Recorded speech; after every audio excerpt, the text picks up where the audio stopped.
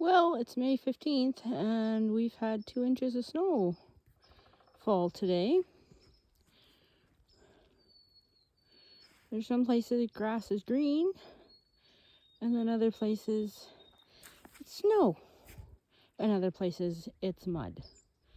So, anyways, it's spring. Haven't had snow on May 15th for a long time, I don't think, that I can remember. But anyways, lovely time of year. Anyways, at least I have lots of starts in the house. Garden starts, we'll see when we get to put them out.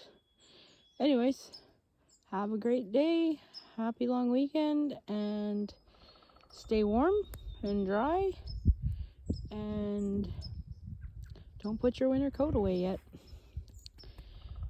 or boots. Anyways, happy gardening, like, share, and subscribe. Gonna go check on my livestock.